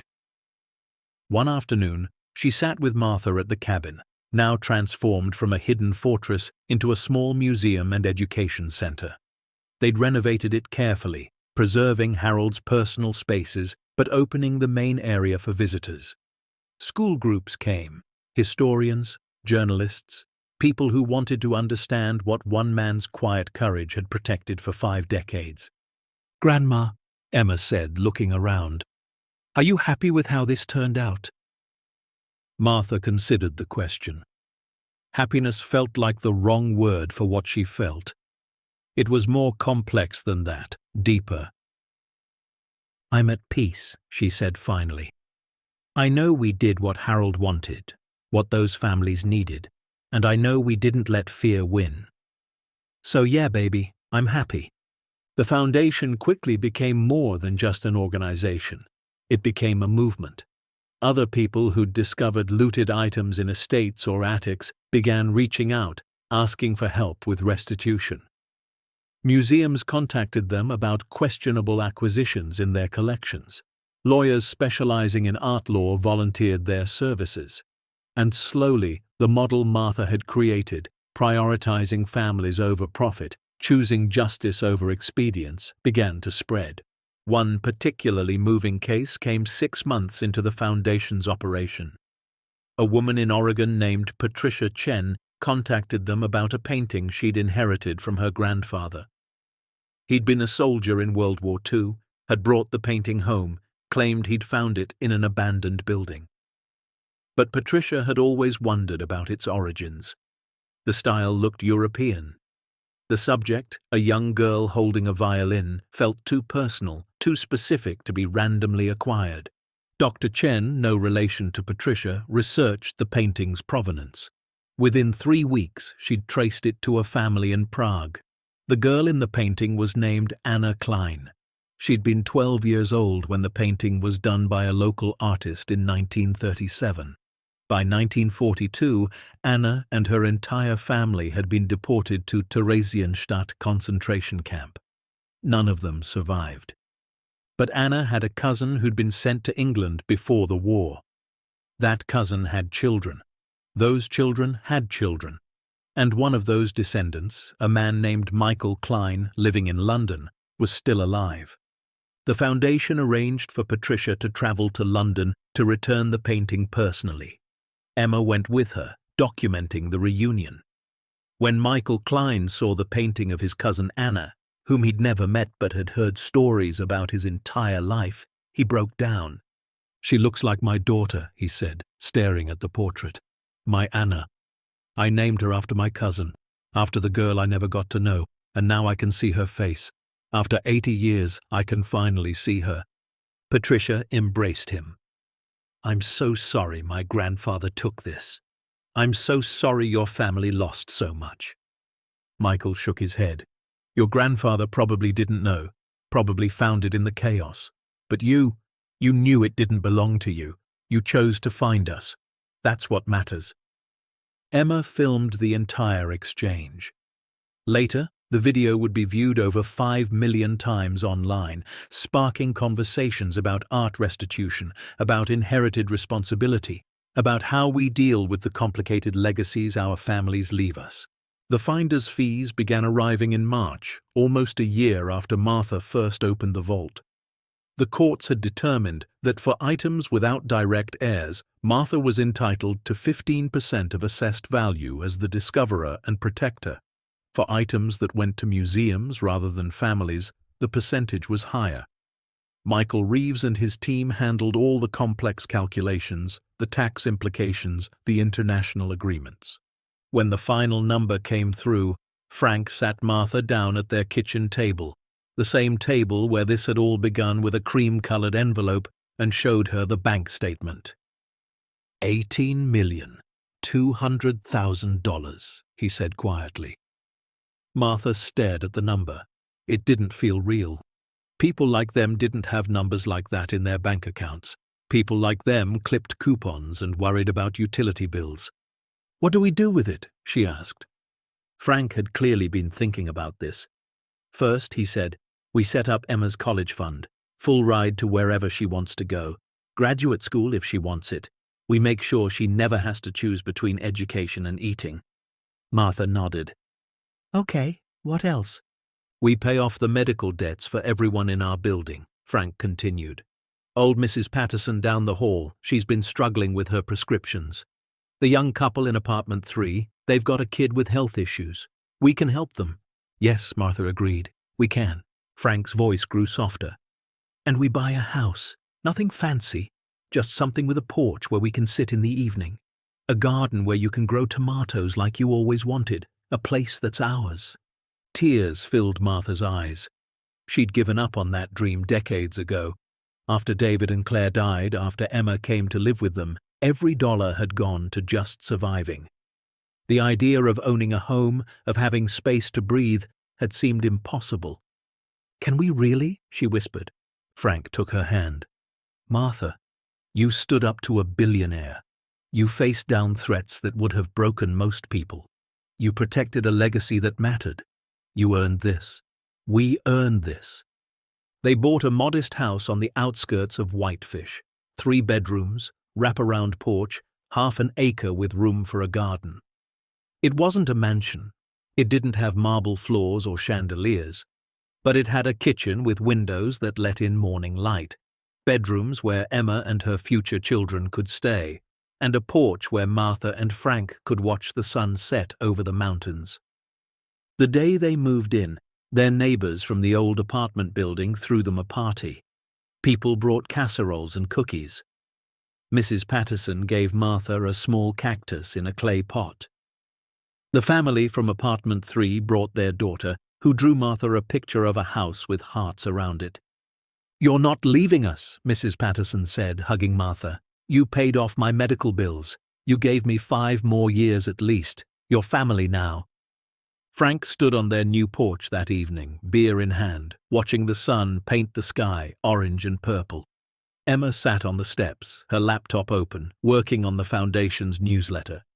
Martha came outside with lemonade and cookies, set them on the small table they'd bought at a yard sale. "This is real, isn't it?" Frank said. "This is actually our house." "It's real," Martha confirmed. They sat together in comfortable silence, the kind that comes from 50 years of marriage and shared struggles. Then Frank said something that had been on his mind for weeks. "I've been thinking about my dad," he said. "He worked in the mines for 43 years, broke his back, ruined his lungs, died at 62 with nothing to show for it but a worn-out body and $300 in the bank." He paused. "I spent my whole life afraid I'd end up the same way, working until I dropped, leaving nothing behind." "But you didn't," Martha said softly. "No," Frank agreed. "We didn't. Because you made a choice. When you could have taken the easy money, the fast money, you chose the hard path. And it saved us. Not just financially, it saved our souls." The Harold Whitman Legacy Foundation received $5 million from the finder's fees. Martha insisted on it. The rest went into trusts and investments and careful financial planning. They would never be rich, not by billionaire standards, but they would never struggle again either. And maybe more importantly, they could help others not struggle. Martha quietly paid off the medical debts for 37 families in their community. She donated to the local food bank, enough to fund operations for 2 years. She established a scholarship at the high school for students interested in history or social justice. She did all of this anonymously, through the foundation, not wanting recognition, just wanting to help. But word got around anyway. Small towns are like that. People noticed when suddenly their crushing medical bills disappeared, when the food bank expanded services, when 3 high school seniors got full scholarships. One afternoon, Martha was grocery shopping when a woman approached her in the produce section. Martha didn't recognize her at first, then realized it was the mother from apartment 3 in their old building. "Mrs. Collins," the woman said, tears already forming. "I know it was you. The hospital called last week, said my daughter's medical bills, all $43,000 of it, had been paid by an anonymous donor through the Whitman Foundation." Martha started to protest, to maintain the anonymity, but the woman grabbed her hands. "You saved my marriage," she said. "We were going to lose our house. My husband was working 3 jobs. I wasn't sleeping. We were drowning. And you threw us a lifeline. Not because you had to, not because you knew us well, but because you could, because that's who you are." Other shoppers had stopped, were watching. Martha felt uncomfortable with the attention, but also moved by the woman's gratitude. "I just did what anyone would do," Martha said. "No," the woman shook her head. "That's what you don't understand. Most people wouldn't. Most people who suddenly got millions would buy a mansion and a yacht and forget where they came from. You remembered. You cared. You changed our lives. Over the next year, the foundation grew. Dr. Hayes joined as the Director of Research. Dr. Chen became the Chief Authentication Officer. Mason Garrett left his newspaper job to become the Communications Director. Sarah Cohn's security firm provided protection for families going through restitution processes, and Emma, after taking her gap year, enrolled in a dual-degree program in art history and social justice at the University of Montana, working for the foundation during summers and breaks. They found more families. A woman in Argentina whose family's menorah had been stolen from their home in Budapest. A man in Australia whose grandfather's pocket watch had disappeared during the chaos of 1944. A sister and brother in South Africa whose parents had fled Germany with nothing, their family's artwork left behind and presumed destroyed. Each return was documented. Each family's story was recorded. The Foundation's website became a repository of memory, a digital archive ensuring that these stories, these people, these losses would never be forgotten. Richard Voss's trial took 18 months. He was ultimately convicted on 12 counts, including attempted extortion, witness intimidation, and trafficking in stolen cultural property. The prosecution proved that over 30 years he'd knowingly purchased items stolen during the Holocaust, using intermediaries and shell companies to hide his involvement. His collection, worth over $400 million, was seized. Much of it is still being researched, traced, and returned to rightful owners. Martha attended the sentencing. She wanted to look Voss in the eye when justice was finally served. He was led into the courtroom in an orange jumpsuit, no longer the billionaire in expensive suits, just a frail old man facing consequences. When the judge read the sentence, 23 years in federal prison, Voss turned and looked directly at Martha. She expected hatred, defiance. But what she saw was something else, defeat, and maybe, just maybe, a flicker of respect. Voss was 71 years old when the sentence came down. He'd likely die behind bars. Martha felt no joy in that, just a grim satisfaction that he could never hurt anyone else. Cole Brennan took a plea deal, testified against Voss, and served 3 years for his role in the intimidation campaign. When he was released, he disappeared from public life. But 6 months after his release, Martha received a letter. Handwritten. No return address. "Mrs. Collins," it began, "you don't know me anymore, but I'm the man who threatened you and your family. I'm the man who tried to intimidate you into giving up. I want you to know that prison gave me time to think, time to understand what I'd become. I spent 20 years working for people like Voss, convincing myself I was just doing a job, that the items we acquired were just property. I never thought about the families, the real people who'd lost everything. Until you made me think about it, until you refused to be intimidated, until you showed me that some things matter more than money. I'm not asking for forgiveness. I don't deserve it. But I want you to know that you changed me. The man who threatened your granddaughter is ashamed. The man writing this letter is trying to be better. I hope you and your family are well. I hope the families you helped find peace. And I hope someday I can find a fraction of the courage you showed. A man trying to atone." Martha showed the letter to Frank and Emma. They read it in silence. "Do you believe him?" Emma asked. "I don't know," Martha said honestly. "But I hope it's real. I hope he can change. Because if he can, if someone who did what he did can find redemption, then maybe there's hope for all of us." But the real story wasn't the villains getting punished. It was the healing that happened because of what Martha chose to do. 2 years after that first vault opening, the Foundation held a major event in Washington, D.C. at the United States Holocaust Memorial Museum.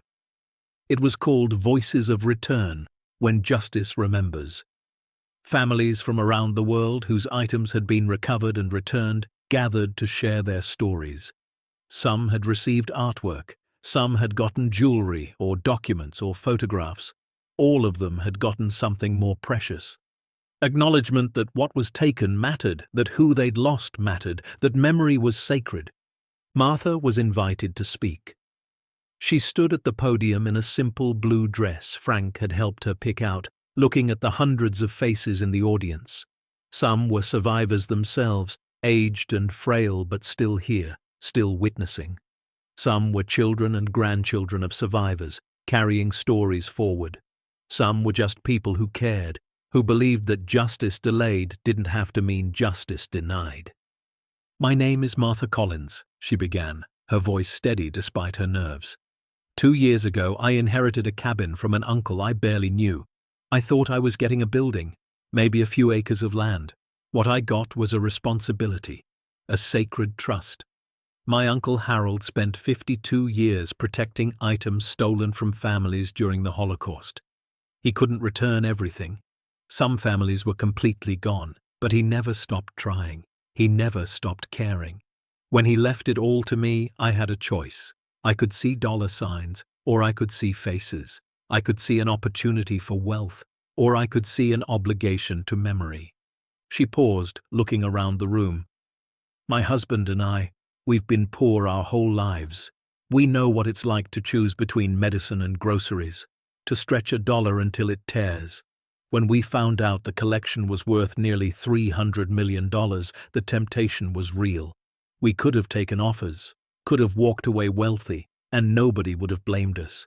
But," she continued, her voice growing stronger, "there's something more important than wealth.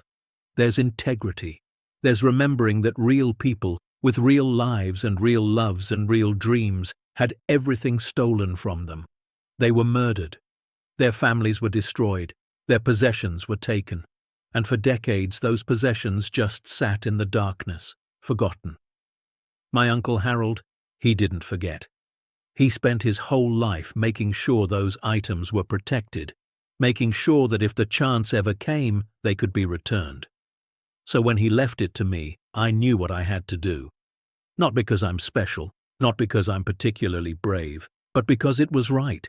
And sometimes the only thing required for something to be right is for one person to choose it."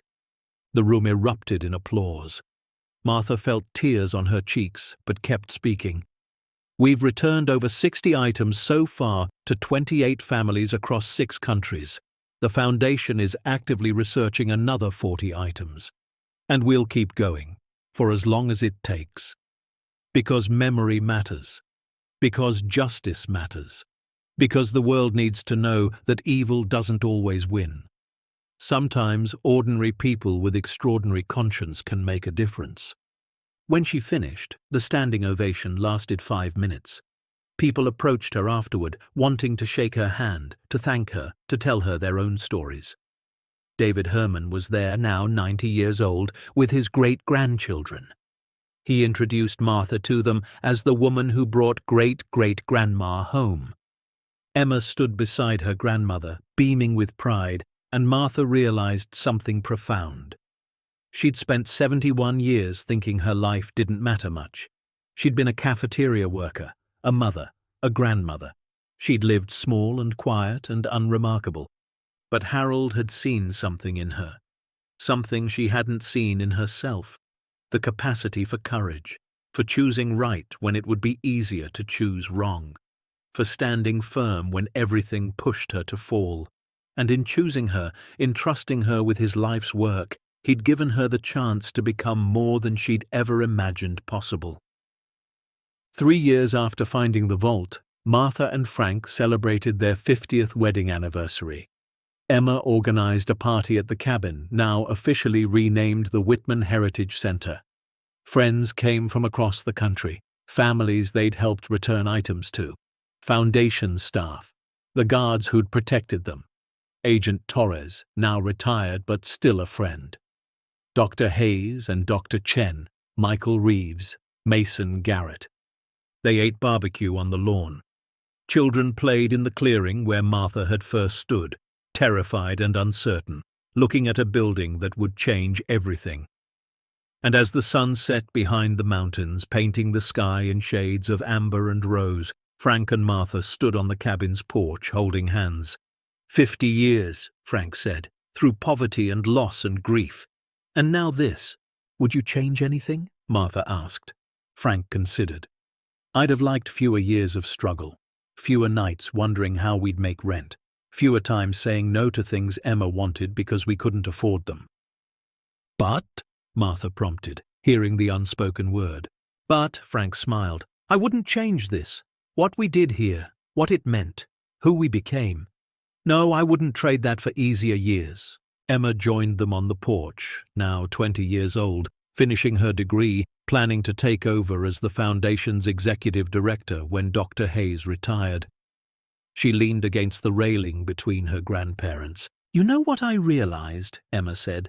Uncle Harold, he could have destroyed everything in that vault, could have burned it all so nobody could fight over it. But he didn't. He preserved it, protected it, waited for the right person. She looked at Martha. He waited for you, Grandma, and you were worth the wait.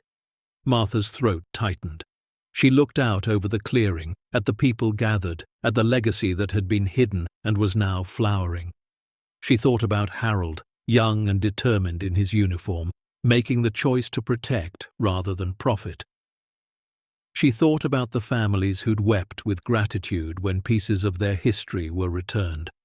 She thought about the years of poverty and struggle that had prepared her somehow for the moment when she'd have to choose between wealth and conscience.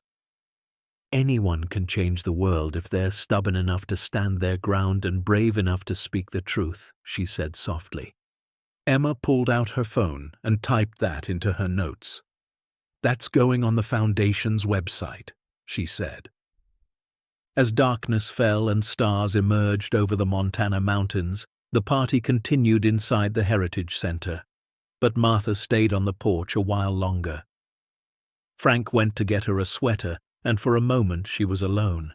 She thought she heard something then, maybe just whined through the pines, maybe her imagination, but it sounded almost like a voice, old and grateful, saying 2 words, "Thank you." She closed her eyes and whispered back, "No, Uncle Harold, thank you for trusting me, for showing me that my life could mean something, for teaching me that courage doesn't look like what we think it does. Sometimes it just looks like an old woman refusing to take the easy path. Sometimes that's enough to change everything." When Frank returned with her sweater, he found her crying. Happy tears, sad tears, relieved tears, grateful tears, all mixed together. "You okay?" he asked, draping the sweater over her shoulders. "I'm perfect," she said. "For the first time in my life, I'm exactly where I'm supposed to be." 5 years after opening the vault, on the anniversary of Harold's death, the Foundation unveiled a permanent memorial at the Heritage Center. A simple stone marker in the garden, with Harold's photograph and an inscription that Martha had written herself. Harold James Whitman, 1919 to 2024. Monuments man, guardian of memory, protector of the forgotten. He carried the weight of history alone so that someday justice might be possible. His quiet courage echoed across decades and changed the world. Visitors come from around the world now to see the Heritage Center, to learn about Harold's story, about the restitution movement, about what one person's choices can mean. They walk through exhibits showing the recovery process. They read letters from families who received items back. They see photographs of reunions, of tears shed, of healing begun. And they learn that heroism doesn't always look like soldiers or activists or people who make headlines. Sometimes it looks like a retired postal worker and a cafeteria lady who chose conscience over comfort, who stood up when everyone told them to sit down, who said no to millions of dollars because some things matter more than money. Martha is 76 now. Frank is 78. They still live in their house with the wraparound porch and the garden where tomatoes grow in summer. Emma runs the foundation, training a new generation of researchers and advocates. She's engaged to be married to a kind man who works at the Montana Historical Society, and they're talking about children, about the next generation who'll carry these stories forward. Martha's arthritis is worse now. Frank's back still hurts. They move slower, tire easier, but they're happy. Truly, deeply happy in a way they never expected to be. Not because of the money, though that certainly helped, but because they know with absolute certainty that they did something that mattered, that when faced with the biggest choice of their lives, they chose right. Sometimes on quiet evenings, they drive up to the Heritage Centre and sit in the garden by Harold's Memorial. They don't say much, just sit together, holding hands, watching the mountains turn purple in the fading light. And sometimes, when the wind moves through the pines just right, it sounds almost like whispers, like the voices of all those who were lost, grateful to be remembered, grateful that someone cared enough to protect what remained, grateful that justice, though delayed by decades, finally came. Martha Collins didn't set out to be a hero. She didn't wake up one morning planning to take on billionaires or stand up to threats or become an advocate for Holocaust survivors. She just inherited a cabin, opened a door, and chose to do the right thing. But sometimes that's all it takes. One person, one choice, one moment of courage when it would be easier to look away. Because at the end of the day, it's not the value of what we find that changes us. It's the decision to look in the first place. It's the choice to see people instead of profit, to honor memory instead of chasing wealth, to stand firm when everything pushes us to fall. Martha did that, and in doing so, she reminded all of us that ordinary people can do extraordinary things when they lead with conscience instead of greed. Because for Martha and for every family whose stolen treasures came home, it was never about the money. It was about remembering that behind every stolen painting, every confiscated coin, every seized piece of silver, there were people, real people, who loved and dreamed and hoped, people who deserved to be remembered, people who, through one woman's courage, finally were. The end. Up next, 2 more powerful stories are waiting for you. Click to keep discovering. And don't forget to hit subscribe if you believe the truth deserves a voice.